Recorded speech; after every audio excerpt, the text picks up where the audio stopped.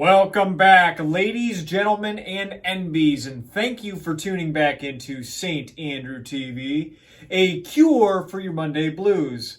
I am, of course, your host, Andrew, and today we're going to do Steal His Fit Part 2, Western Edition. There's really not too much to say, besides the fact that I am wearing what we're going to go over today, and I will give you a little bit of information about each item of clothing that I have put on my back. So after this intro, we're going to start at the hat, and we're going to end at the boots.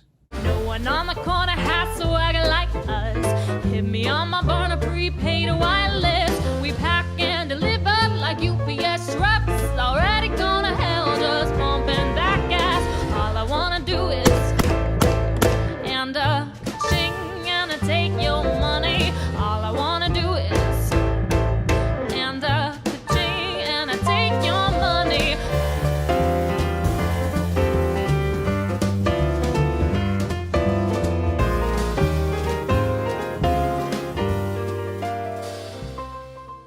So the first thing we're going to discuss today is my hat, which it is a 4.5-inch telescopic crown with a 4-inch brim that is raw. That means that there is no binded edge. That means that the beaver felt that makes up the brim just comes out and stops. And that is, of course, what this hat is made out of, beaver fur or beaver felt. This is 1000X, which means it's very, very high quality beaver felt, and roughly about the closest thing you're going to get to 100% beaver fur. This is also a replica of the hat you see Samuel L. Jackson wear in The Hateful Eight. So that's pretty cool as well. The next thing we're going to go over is my shirt, which is the color turkey red. It is made out of cotton. However, the thread count is not as high as what a shirt would feel like today. So it is a little more coarse, and it is a pullover shirt. So if you can see my midsection here, you can see where the buttons end right here,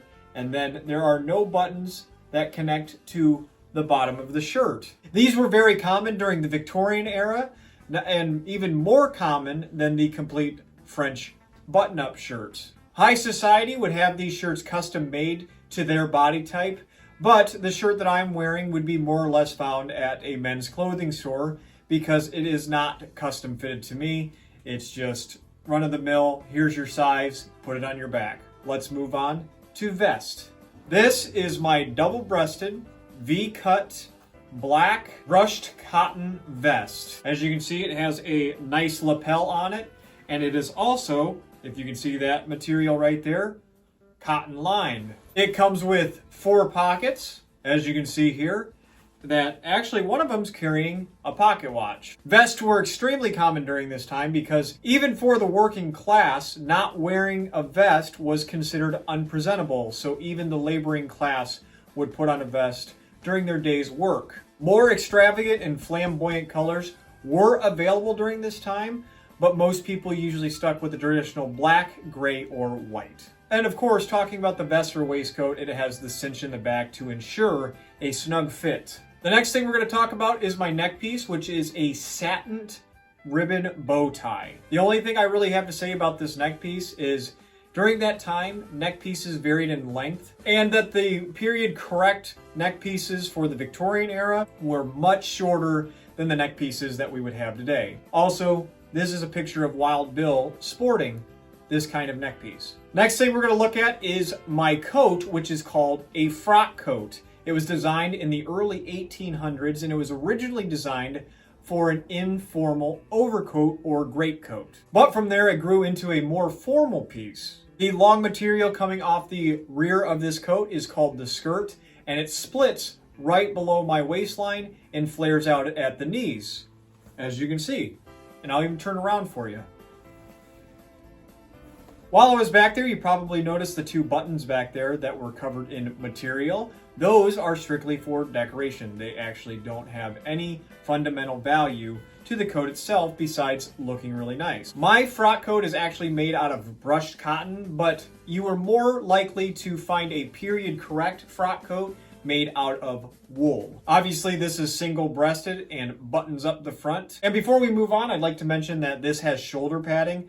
Shoulder padding during that time was very minimal and extremely rare. So you might want to take this out if you get a coat that looks like this. But as you can see, this coat is very tasteful and a very desirable look if you want that Victorian era panache. So let's move on to trousers. Victorian era trousers or working pants were very similar to the ones that we wear today. And those trousers actually sit and fit the same way as trousers do today. I might get demonetized for this, but these have a button fly instead of a zipper, of course. And of course, they're sported by suspenders.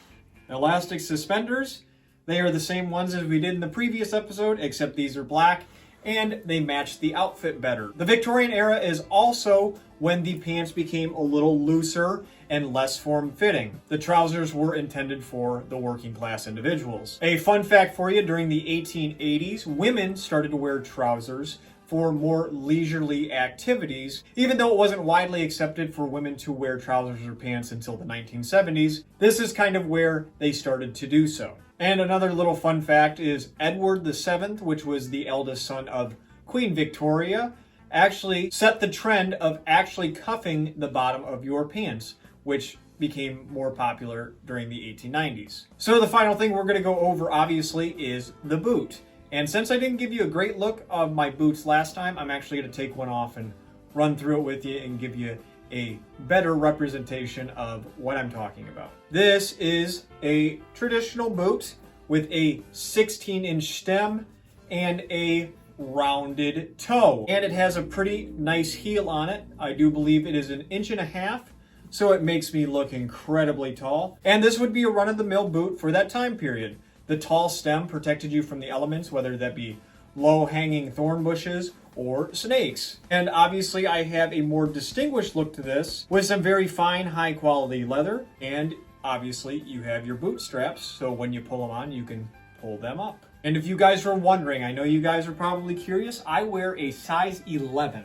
If there's ever some trivia out there and you're like, oh, or some like Google page, it's like, I wonder what size he wears, and it's 11. I wear a size 11 shoe. But that about wraps things up for us today for Steal Your Fit Part 2, Western Edition. As I said at the beginning of the video, I would like you to rate this fit. Is this something that you would sport, or what could I do differently? Let me know down in the comments. Also, feel free to hit that like button if you've enjoyed today's video. Thank you to everyone who has subscribed as of late. It really is appreciated, and don't think that you go unnoticed. But for those of you who have come across this video and have yet to hit that subscribe button, think about doing so, because you're a daisy if you do.